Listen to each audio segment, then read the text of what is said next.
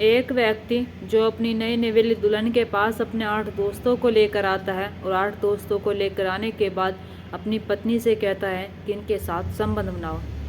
अब जैसे वो ये बात अपनी पत्नी से कहता है, पहले पत्नी विरोध करती है, लेकिन वे 8 के 8 लोग उसके साथ गलत काम करते हैं। और उसके बाद इतने ही नहीं, उसका जो जेठ था, ससुर था, नंदोई था, ये सब मिलकर भी उसके साथ गलत काम करते हैं। आखिरकार एक पति अपनी पत्नी के साथ ऐसा क्यों करवाता है, क्यों नहीं करवाता है, ये जानते हैं हम इस घटना और कहानी के माध्यम से। चले तो बिना देरी के इस घटना को शुरू करते हैं और जानते हैं कि यहाँ पर क्या हुआ था। नमस्कार, आदाब, सत श्री अकाल, हर हर महादेव। मेरा नाम रूपा है और आज की घटना उत्तर प्रदेश का एक ज़िला लगता है मेरठ और इसी के अंतर्गत एक गांव आता है सिवाय गांव। मैं बात कर रही हूँ 8 दिसंबर सन 2025 की। 8 दिसंबर सन 2025 के लगभग 9:30 के 10 बजे होंगे करीब सुबह के। अब जैसे एक घर से एक महिला आती है तो गांव के जो लोग हैं उसे देख रहे थे। उस महिला की हालत बहुत ख़राब थी, यानी कि ऊपर से तो बिल्कुल सही थी, लेकिन नीचे से ऐसा लग रहा था उसके जो कपड़े हैं बिल्कुल फटे पड़े हैं। और उसकी हालत देखकर गांव के जो लोग हैं उसे तुरंत अस्पताल भेजते हैं और अस्पताल भेजने के बाद पुलिस को इन्फॉर्म किया जाता है। पुलिस वाले मौके पर पहुंचते हैं और मौके पर पहुंचने के बाद पहले तो गांव वालों से पूछताछ की जाती है कि आखिरकार ये महिला कौन है, कौन नहीं है। तो गाँव वाले बताते हैं कि इसका नाम नेहा है, नेहा जो कि दानिश की पत्नी है और जिसकी शादी कुछ महीने पहले हुई है। अब जैसे पुलिस वालों की सारी चीज़ें पता चलती है तो गांव के जो लोग हैं वे कहते हैं कि हमें ये नहीं पता कि उसके साथ क्या हुआ है, क्या नहीं हुआ है, वो तो आपको खुद उससे ही जाकर पूछना होगा। अब जैसे उसकी हालत ठीक होती है नेहा की थोड़ी सी, तभी पुलिस वाले उसके पास जाते हैं। उसके पास जाने के बाद उससे पूछताछ करते हैं और उससे जानने की कोशिश करते हैं कि आखिरकार आपके साथ ये सब कुछ कैसे हुआ। नेहा पहले तो पुलिस वालों की ध्यान से बात सुनती है, लेकिन नेहा कुछ कह नहीं रही थी, वो सिर्फ रोई जा रही थी। पुलिस वाले से दिलासा देते हैं और उससे कहते हैं कि सब कुछ सही हो जाएगा, हमें सब कुछ सच सच बताओ कि तुम्हारे साथ क्या हुआ है, हम तुम्हें इंसाफ जरूर दिलवाएंगे। तब कहीं जाकर नेहा एक ऐसी कहानी सुनाती है जिस कहानी को सुनकर वाकई में यकीन नहीं होता है। नेहा बताती है कि साहब उसकी शादी 24 अक्टूबर सन 2025 को एक लड़के यानी कि दानिश के साथ हुई थी, जो सिवाय का रहने वाला है। और जो नेहा है वो उत्तर प्रदेश के बागवत के नेवाड़ की रहने वाली है। जब उसके साथ उसकी शादी होती है तो सब कुछ सही था, दानिश उससे बड़े अच्छे से रखता था, परिवार के लोग भी अच्छे थे। लेकिन जैसे ही धीरे धीरे वो वहाँ पर रहना शुरू करती है तो उसे एक बात पता चलती है कि जो उसका पति है दानिश, उसमें ऐब है, यानी कि शराब पीता है और शराब के साथ साथ वो जुआ भी खेलता है। अब जैसे ये सारी चीज़ें नेहा को पता चलती है, नेहा को एक और बात पता चलती है कि जो ये सारा काम है कहीं और नहीं उनके ही घर में होता है। नेहा बताती है कि जो मेरे ससुराल वालों का घर है वो काफ़ी बड़ा है और इतना बड़ा है कि वहाँ पर लोग आते हैं जुआ खेलने के लिए और वहाँ पर टेबल लगाई जाती है और जुआ खेलते हैं। और जो लोग आते हैं वहाँ पर खेलने के लिए वे मेरे पति और मेरे ससुर को पैसे देते हैं। अब इस चीज़ में मेरा पति ही नहीं, परिवार के सभी लोग शामिल होते हैं। अब जैसे धीरे धीरे समय गुजरता चला जाता है, मैं भी इसमें ढलती चली जाती हूँ। मैं भी अपने पति से कहती हूँ कि तुम ऐसा ना करो, ये गलत काम है, वो तुम क्या काम कर रहे हो, अगर पुलिस वालों को पता चलेगा तो बहुत गलत होगा, और अगर तुम ऐसे ही ये सब कुछ करते रहे तो देख लेना एकदम तुम बर्बाद हो जाओगे। लेकिन दानिश उसकी बात नहीं सुनता है, दानिश अपने मन की करता है। दानिश अपने मन की करते करते उसे पता ही नहीं था कि कब वो अपना सब कुछ हार जाता है। और जब सब कुछ हार जाता है तभी अपने दोस्तों यानी कि 8 दोस्त होते हैं इसके, उनके साथ जुआ खेल रहा था और उनसे इनने शर्त रखी थी कि जो मैं जीत गया तो मैं तुमसे सारे पैसे ले लूँगा, अगर मैं हार गया तो मेरी जो अंदर पत्नी बैठी हुई है तुम उसके साथ कुछ भी कर सकते हो, तुम उसके साथ संबंध बना सकते हो।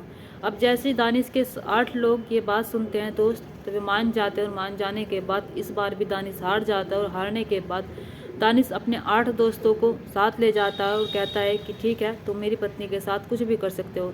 पत्नी जो कि कमरे में बैठी हुई थी, पत्नी जब ये सारी चीज़ें देखती है तो पत्नी उससे पूछती है दानिश से कि तुम ये क्या कर रहे हो और तुम्हारे दोस्त यहाँ पर क्यों आए हैं। तभी दानिश कहता है कि मैं तुम्हें जुए में हार गया हूँ और ये तुम्हारे साथ कुछ घंटे बिताना चाहते हैं और कुछ घंटे बिताने के बाद ये यहाँ से चले जाएंगे।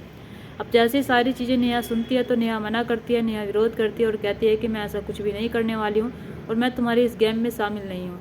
लेकिन जो उसके 8 दोस्त थे वे कहते हैं कि हम तुम्हारे साथ वही सब कुछ करेंगे जैसा कि तुम्हारे पति से तय हुआ है, यानी कि तुम्हारे पति ने कहा है कि एक एक करके हम तुम्हारे साथ संबंध बना सकते हैं। अब जैसे सारी चीज़ें नेहा सुनती है तो नेहा मना करती है और नेहा विरोध करती रहती है, लेकिन जो पति है दानिश उसे अंदर कमरे में बंद करके निकल जाता है और बारी बारी से 8 के 8 लोग उसके साथ गलत काम करते हैं।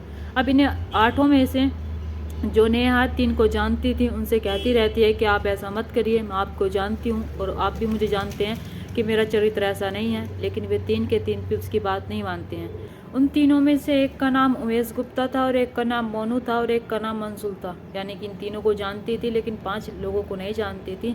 वे 8 के 8 जब उसके साथ गलत काम कर लेते हैं तो वो अपने पति से जाकर कहती है दानिश से कि तुम मेरे साथ ऐसा कैसे कर सकते हो। और दानिश यहीं पर ही नहीं रुकता है, यानी कि दानिश अब फिर से जुआ खेलता है। यानी कि वो अब एक व्यक्ति से खेलता है और एक व्यक्ति से जब हार जाता है तो उसके सामने शर्त रखता है कि तुम मेरी पत्नी के साथ संबंध बना सकते हो, अगर मैं हार गया, अगर तुम हार गई तो तुम मुझे पैसे दे सकते हो। अब ऐसा ही होता रहता है, यानी कि जब भी वो दानिश शर्त हार जाता था तब ये कमरे में अनेक यानी कि अलग व्यक्ति को भेजता था। धीरे धीरे करके 1-2 दिन गुजर जाते हैं और 1-2 दिन जब गुजर जाते हैं तो नेहा भागने की कोशिश करती है, लेकिन नेहा को दानिश बंद कर देता है।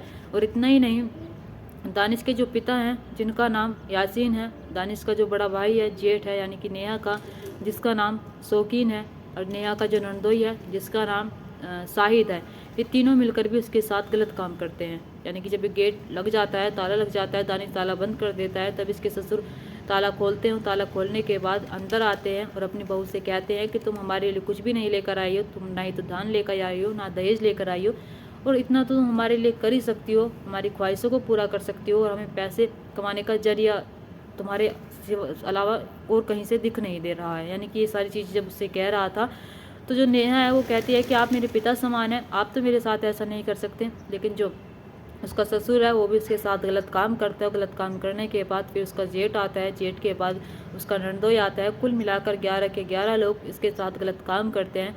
और जब 3-4 दिन तक ये सहन कर पाती है तो कर लेती है, और जैसे ही नेहा को मौका मिलता है तब वहाँ से वो मौका देखकर भाग जाती है। यानी कि नेहा को वहाँ पर ना ज़्यादा खाना देते थे, उन्होंने इसे बंदी बना लिया था, कैद कर लिया था, ना ही किसी से भी उसे बात करने दे रहे थे। जैसे पुलिस वाले ये सारी चीज़ें सुनते हैं तो वाकई में पुलिस वालों को यकीन नहीं हो रहा था कि एक पति अपनी पत्नी के साथ ऐसा कैसे कर सकता है।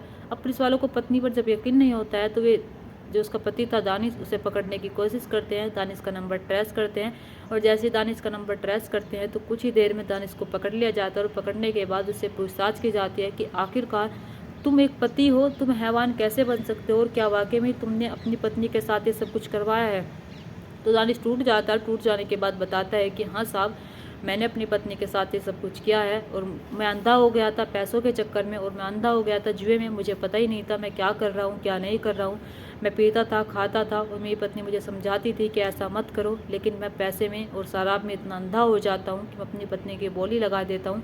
और जो मेरे दोस्त हैं वे मेरी पत्नी के साथ सोने के लिए तैयार भी हो जाते हैं, और जो उसके दोस्त थे जो इसकी पत्नी के साथ गलत काम करते हैं दानिश के कहने पर।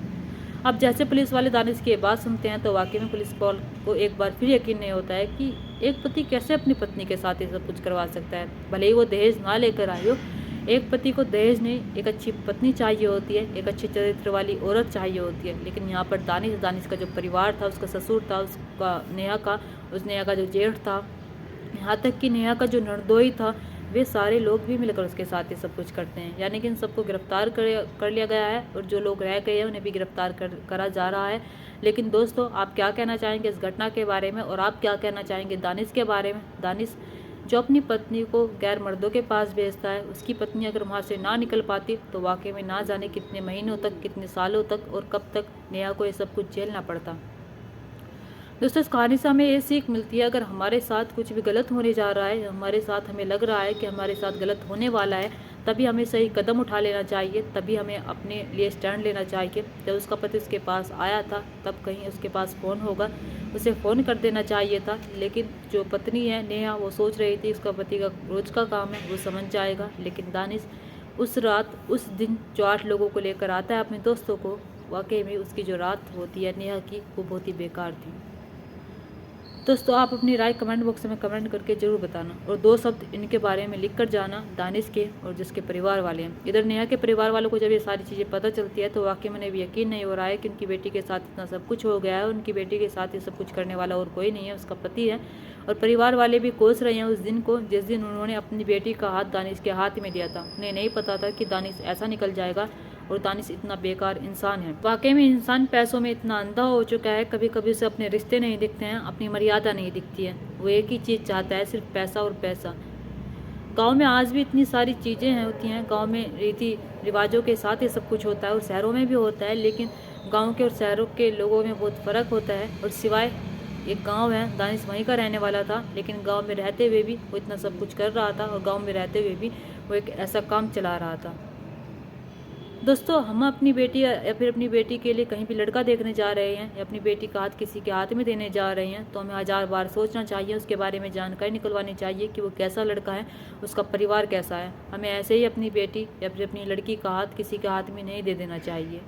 यहाँ पर अगर नेहा के परिवार वालों ने पहले जानकारी निकाल ली होती, पहले सिवाय गांव जाकर उसके बारे में पूछताछ की होती तो शायद इतना सब कुछ ना होता। तो शायद जो नेहा के परिवार वाले हैं वे दानिश से उसकी कभी शादी करवाते ही नहीं। दोस्तों, इस कहानी और घटना को सुनाने का मकसद मेरा आपका दिल दुखाना नहीं था, आपको परेशान करना नहीं था, आपको घटना के बारे में बताना था, आपको सचेत करना था। आप अपने परिवार के साथ खुश रहिए। नमस्कार।